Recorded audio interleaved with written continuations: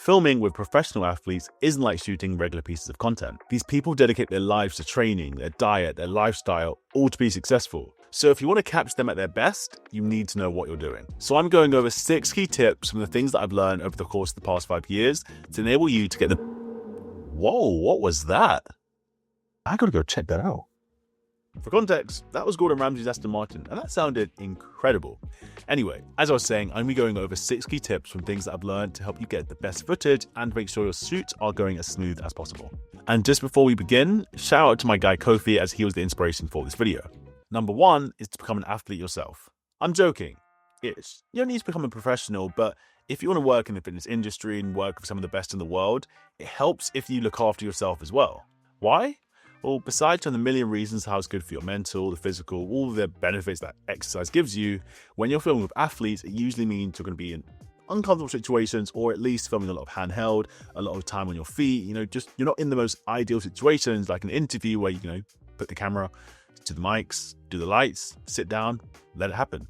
You're a lot of the time going to be on your feet doing a lot of stuff. It might be hot weather, it might be high altitude, it might be cold weather. There's so many different scenarios it'll be in, because the athletes, a lot of the time, why they're impressive is because they're in uncomfortable situations themselves.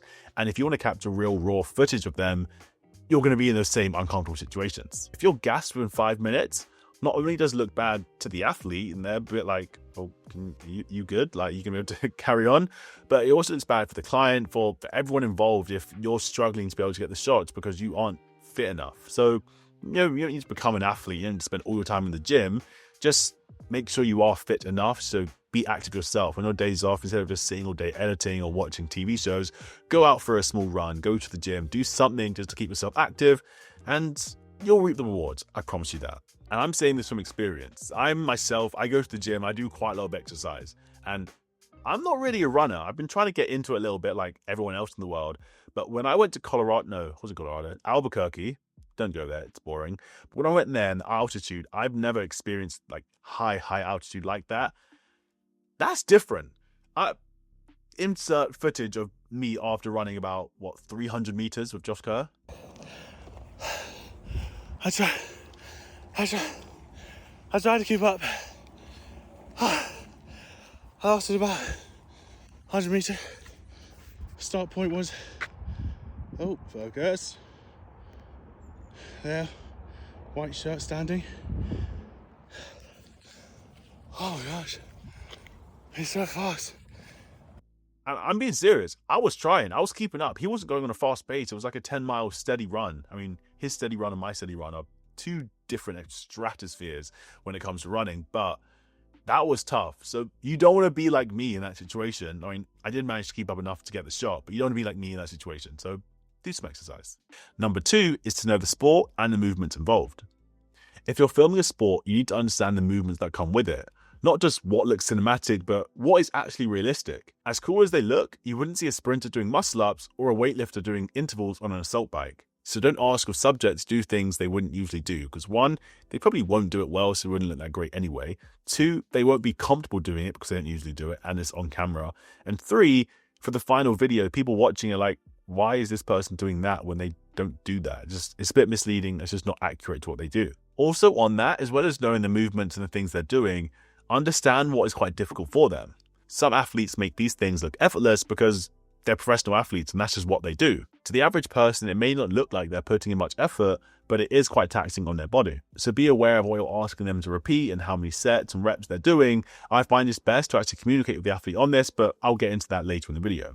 Number 3 is to communicate clearly and respect their process. One mistake that I've seen a lot of people make when filming athletes or just people in general is assuming that they're clueless about filmmaking, and a lot of the time they're not. They're of course not going to know the camera settings, the frame rates, the lighting, all that stuff, but they have been in front of a camera before, so treat them like it. And the best way to achieve that is just to communicate clearly in what you're trying to achieve. Something I used to do quite a lot, I would tell the athletes to do a movement and I'd be doing all these different things with my camera, going back and forth, in and out, or whatever it is, and they're making them go for a long time. And in my head, I'm just filming, getting all these different angles because I can chop it up and make the edit. But for them, they're like, well, how long am I doing this for? How intense do I need to go?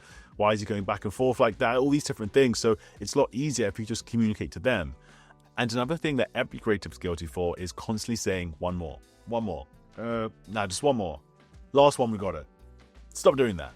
I understand it's not necessarily your fault. Again, I do this all the time, but if there's something that's going to take multiple takes, just tell that athlete, tell that person, this is quite a difficult shot that I'm trying to achieve. I'm trying to do this. So it might take me a few goes. I hope that's okay. A lot of the time, if you tell them, they're more up for it, as opposed to keep saying, one more. Then they're like, are you going to get it or not? So again, just communicate clearly, and that transition will be a lot smoother, and the athlete's actually going to know what you're doing and why you're taking so long to be able to get the shot. Next is to make it authentic, but keep it safe. So this is a big one. Don't ruin your athlete. And what I mean by that is to not get them to do something unrealistic or unsafe just to be able to get the shot. What makes these athletes impressive is that they're doing things that the average person can't do at anywhere near their level. Now, that may be running fast, maybe running far, very fast, maybe lifting a lot of weight, moving their body in a certain way. Whatever it is, they're doing these things that requires their body to do extraordinary things. So they need to warm up. Don't get them just because you're ready on your cameras, the lights and everything to start doing all of their movements. They need to actually warm up themselves. When they do that, that's when I like to get a lot of the close, small B-roll, the tight shots, a lot of the things that you don't necessarily need to see the wide because it's a bit slow, it's a bit boring. It's obviously essential for the athlete, but it's a good way to get the camera testing good, make sure your lighting's good, dial in everything, and just have the athlete actually warm up. 2, it's dangerous if they don't. If they don't actually do these warm-ups, if they don't get their body ready, they could end up injuring themselves. And if they injure themselves doing things that you've asked them to do, yikes. Don't put yourself in that situation, because I can guarantee it won't end well. So once you've got the athlete warmed up and ready to go, I still wouldn't recommend going all the way to their max. Don't push them all the way to their limits, because 1, it's actually quite hard to film when they're that far into it, and 2, it's still a bit unsafe. A lot of the time, the athletes are filming with you on their rest days or on their days they're not doing as much. So they're not wanting to mess with their program and do things that aren't on it. They don't want to be lifting 100% of their squat or sprinting at 100% volume, 100%, what is the pace? 100% effort, that's what I mean. So bear that in mind when you're filming. So if they have quite a heavy squat, a heavy lift, a heavy running pace or a fast running pace, get them to go at a max like 60, 70 at very top 80% if they're comfortable with it, because it's still enough weight, it's still enough pace, it's still enough speed and movement that it still looks impressive, because again, the average person probably can't even do 50% of what they're doing, but it still looks good and raw, even though you're not pushing them to their max. So you don't want to ruin your athlete, but you also want to find that balance where it still looks very good, it still looks very intense. All the actions they're doing is genuine. You can see the facial expressions, you can see the sweat, you can see them actually trying, because when they fake it, it just doesn't look great. And I'm sure you've seen times in videos when people are just putting it on, it just doesn't look great. For the best videos, you can see it looks intense, it looks real, it looks raw. So that's the kind of thing you want to find, that balance between authenticity but safety for the athlete. Number 5 is to be efficient and plan ahead. Continuing from the previous point, your athletes or talent have a limited window before fatigue kicks in. Now, of course, for actual athletes, their physical activity is very fatiguing on the body. But just for general actors, reading a script, remembering their lines, acting with their body, that is all very fatiguing mentally as well. So understand that you have a limited window before your athlete or your talent won't be doing their job as well. So know when you've got the shot and move on. Don't waste time going over and over again. Like, if you look at the monitor and you can see you have the shot, you don't need to take another 5 takes, because you're not going to use all of them. Obviously, if you're unsure, get one more, but don't keep making them do over and over again, because you're wasting a limited amount of takes that you do have throughout the day. So don't waste it, and plan your day in advance. Athletes, they live off schedules. So if you can present them one so they know this time we're doing this time we're doing this, that's how they function. So respect how they are, and also respect the rest of the crew's time. You don't want to be dilly-dallying like, oh yeah, we'll just figure it out, we'll do this, then third. You won't end up getting as much done because you don't have set schedules. So plan your day ahead, because the more dialed in you are, the better the energy on set will be. And the last point is to build a genuine rapport. This might be the most important tip of the entire video, and that is to treat your talent like an actual person, not just a model for your shoot. Now, of course, you are just there to shoot them, but that doesn't stop you from being complimentary, talking about the sport, taking interest in their lives, because you doing that makes them feel more comfortable with you. And when someone's more comfortable with you, they're then more comfortable on camera. And when you're more comfortable on camera, the results are much better.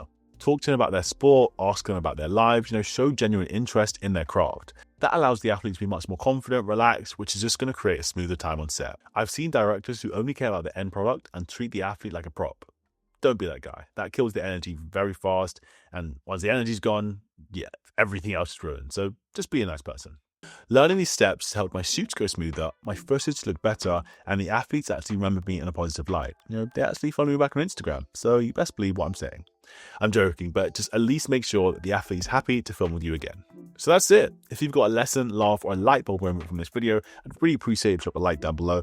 And if you're feeling nice enough, you could hit the subscribe button, but I'll leave the option up to you. See ya.